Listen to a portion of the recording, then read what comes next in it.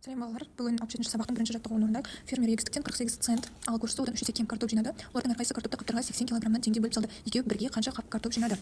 Шешуі оның 48 центті біз 3-ге бөлеміз, 16 цент шығады. 48 центті 80 килограммға бөлгенде біз оны килограммға айналдырамыз, 4800 килограмм, оларды бөлеміз, 60 килограмм шығады. Одан кейін 16 центті де килограммға айналдырғанда 1600 килограмм бөлеміз, 80 килограммға 20 шығады. Енді 60 пен 20-ны қоссақ 80 қап шығады. Екінші тапсырма: жинаған жемісті салу үшін саяжай иесі алма салатын 6 жәшік. Алма салатын дәл осындай 4 жәшік сатып алды. Барлығына 5000 теңге төледі. Кестені қара, бір жәшіктің бағасын тап. Бұл жерде 6-ға 4-ті қосамыз, 10 жәшік шығады. Ал 5000-ді біз енді 10-ға бөлсек 500 теңгеден түседі әрқайсысына. Сонда бір жәшік оның бағасы 500 теңге тұрады екен. Төртінші тапсырма: екі бригада бірге 150 қап жинады. Олардың біреуі 4500 килограмм, ал екіншісі 3000 килограмм жинады. Енді әр бригада қанша қап пияз жинағанын анықтау керек. Бірінші 4500-ді 3000-ға қосып аламыз, барлығы бірге 7500 килограмм қап болады, 7500 килограмм пияз болады. 7500-ді біз 150-ге бөлсек 50 килограмм әр қаптан. 4500-ді енді 50-ге бөлеміз, бұл бірінші бригаданың жинағаны 10 қап пияз. 3000-ді біз 50-ге бөлеміз, бұл 60 килограмм екінші бригаданың жинаған қабы. Бесінші тапсырма: қатынау саны бірде 2 жүк машинасы 99 тонна жүк тасымалдады. Бір рет қатынағанда біреу 4 тонна, ал екіншісі 5 тонна тасымалдайды. Жүк машиналарының әрқайсысы қанша тонна жүк тасымалдаған? Бірінші екеуін қосып аламыз, 9 тонна болады. Енді 99-ды біз 9-ға бөлсек 11 қатынау саны шығады. 4-ті 11-ге көбейткенде 44 тонна ол бірінші жүк машинасынікі, 5-ті 11-ге көбейткенде 55 тонна екінші жүк машинасынікі. Алтыншы тапсырма: тікбұрыштан қиып алынған фигуралардың ауданын табудың әртүрлі тәсілін қарастыр және түсіндір. Бірінші тәсілін қарайық. Бірінші жерде 35 алынған 10 тең 25 см квадрат деп тұр. Бізде А бұрышы 7 см, Б бұрышы 5 см. А1-ді табу үшін 7-ден 2-ні алсақ 5 см, Б1 5-тен 3-ті алсақ 2 см шығады бізге. Ауданды табу керек. Оны табу үшін S1 формула тең А1, А2-ге көбейтеміз, 10 см квадрат шығады. Енді аудан Аға Б-ны көбейтсек 35 см квадрат шығады. S2-ні табу үшін S-тен S1-ді азайтамыз, 35-тен 10-ды алсақ 25 см квадрат шығады. Екінші фигураны қарастырсақ, бұл жерде А1 5-ге тең, Б1 2-ге тең 2 см. А2-ні табу үшін 7-ден 2-ні алсақ 5 см, Б2 бұл жерде 3-ге тең. S-ті табу керек бізге ауданын. S1-дің формуласы бойынша көбейтеміз, 10 см квадрат шығады. S-тің формуласы бұл жерде А2 мен Б2-ні көбейтсек 15 см квадрат, және S1 мен біз S2-ні қосамыз, 10-ға 15-ті қосқанда 25 см квадрат шықты.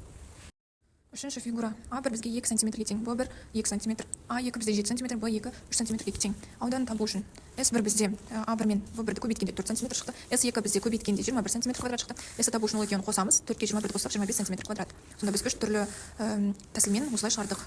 Алтыншы тапсырманың А есебі: бұл жерде А бізде 5 см, Б 8 см, А1 бұрышы 3 см, Б1 бұрышы 8-ден 2-ні бөлгенде 4 см шықты. Бізге S2-ні табу керек. Шешуі: S бізде көбейтсек, А мен Б-ны көбейтсек, бұрышты 40 см шықты. S1-ді тауып аламыз, А1 мен Б1-ді көбейтсек 12 см. S2-ні табу үшін S-тен S1-ді алсақ 40-тан 12-ні аламыз, сонда 28 см квадрат шығады. Жетінші тапсырма: бізде Марат ағай қара өріктерді, ол 15 данасын Алияға, қалғанын жартысын Айнаға берді. Содан кейін оның себетінде 10 қара өрік қалды. Марат ағай барлығы қанша өрік теккен? Марат ағайда 10 өрік қалып тұр. Сонда бізде барлығы неше өрік қалған табу үшін 10-ды Айнаға берген, 10 өрік Алияға берген, 15 өрікті қоссақ 35 өрік. Барлығы 35 өрік болған. Сегізінші тапсырма: астық өсіру үшін қандай қолайлы табиғи жағдайлар қажет екендігін білесің бе? Диірменде бидайдан ұн тартады. Сызба бойынша ұн туралы пропорционал бөлуге есеп құрастыр. Мынау берілген диаграмманы бірінші сызып алу керек дәптерге. Шешуі: 2 күнді біз 3 күнге қосамыз, 5 күн болады. Жалпы 5 күнде 200 тоннаны бөлеміз біз 5-ке, 40 тонна болады. 2-ге көбейтеміз, 80 тонна бұл бірінші диірмен, 3-ті 40-қа көбейткенде 120 тонна, бұл екінші диірмен тартылған ұн, екінші диірменнің 120 тоннасы шығады. Келесі 9-шы тапсырма: фермер 5 сиыр, бірнеше түйеқұс пен қоян өсіреді. Сиырлардың аяғының саны түйеқұстың аяғының санына тең, және қояндардың аяғына қарағанда 4-еу артық. Фермерде барлығы неше сиыр, түйеқұс және қоян бар? Бұл жерде түйеқұс пен қоянның санын анықтау керек. Ол үшін 5-ті 4-ке көбейтеміз, 20.